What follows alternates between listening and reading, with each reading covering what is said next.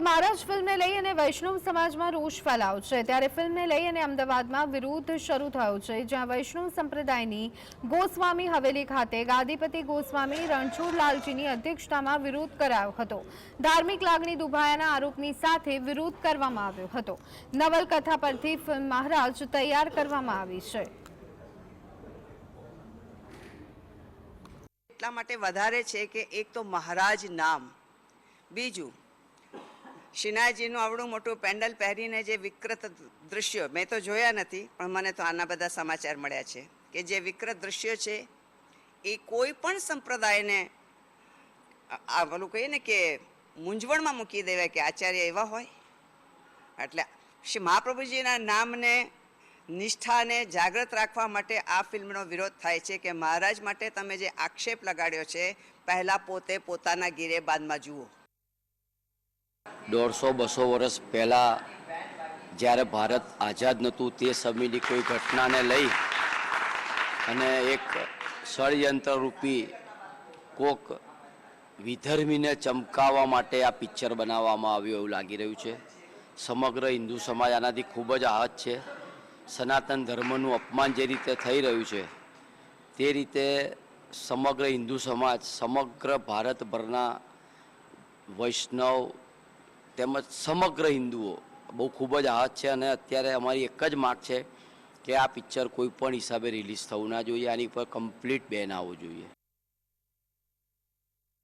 મહારાજ ફિલ્મને લઈને છે તે વિરોધ જોવા મળી રહ્યો છે। ખાસ કરીને જે વૈષ્ણવ સમાજના લોકો છે તે લોકોનું કહેવું છે કે ફિલ્મમાં સનાતન ધર્મ અને જે વૈષ્ણવ સંપ્રદાય છે તેને વિકૃત રીતે રજૂ કરવામાં આવ્યો છે। ત્યારે જે અમદાવાદના દોશીવાડાની પોળમાં જે હવેલી આવેલી છે તે હવેલીના આચાર્ય અને અન્ય ભક્તો છે તેઓ છે તે એક દિવસના છે પ્રતિક ઉપવાસ પર જોડાયા છે અને ફિલ્મનો વિરોધ કરી રહ્યા છે। ત્યારે વાત કરીશું આચાર્યજી સાથે। આચાર્યશ્રી, શું કહેશો, જે ફિલ્મ છે તેને લઈને વિરોધ કરી રહ્યા છો, ધરણા પર બેઠા છો?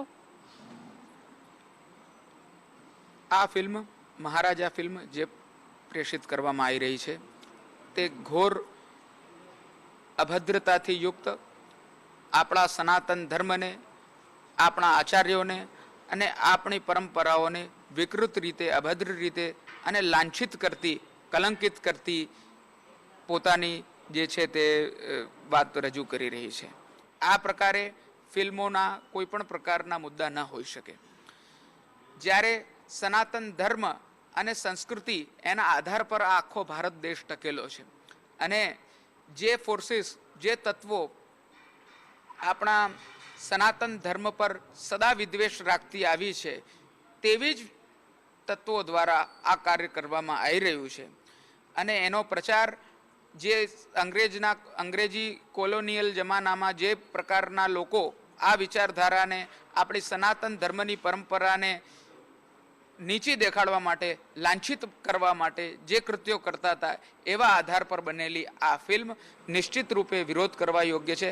તો હતા આચાર્યશ્રી કે જેઓનું કહેવું છે કે જે આ પ્રકારની જે ફિલ્મો છે તે તૈયાર થાય છે તે બિલકુલ યોગ્ય નથી। ફિલ્મ બનાવતી પહેલા શાસ્ત્રો અને સનાતન ધર્મનો અભ્યાસ કરવો જોઈએ અને ત્યારબાદ જ જે ફિલ્મ છે તે રિલીઝ કરવી જોઈએ। ઝલક અત્યારું, GSTV, અમદાવાદ। અને હવે મહારાજ ફિલ્મનો વિવાદ શું છે તેના પર નજર કરી લઈએ।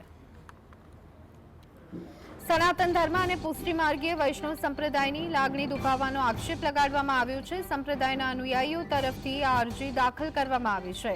તો આ સાથે જ પુષ્ટિ માર્ગ સંપ્રદાયના અનુયાયી તરફથી આ આક્ષેપ કરવામાં આવ્યો છે।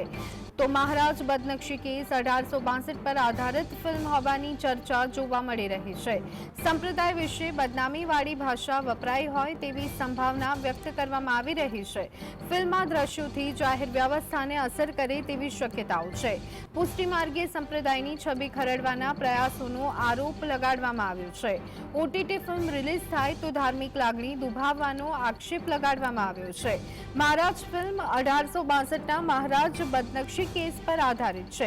પત્રકાર કરસનદાસ મૂળજીએ પુષ્ટિ માર્ગના અગ્રણી મહારાજ પર ગંભીર આરોપ મૂકતા અખબારમાં લેખ પ્રકાશિત કર્યો હતો। ત્યારે સનાતન ધર્મ અને પુષ્ટિ માર્ગીય વૈષ્ણવ સમુદાયની આ ફિલ્મથી લાગણી દુભાય તેવા આક્ષેપ કરવામાં આવ્યા છે। સંપ્રદાયના અનુયાયીઓ તરફથી આ જે અરજી છે તે દાખલ કરવામાં આવી છે।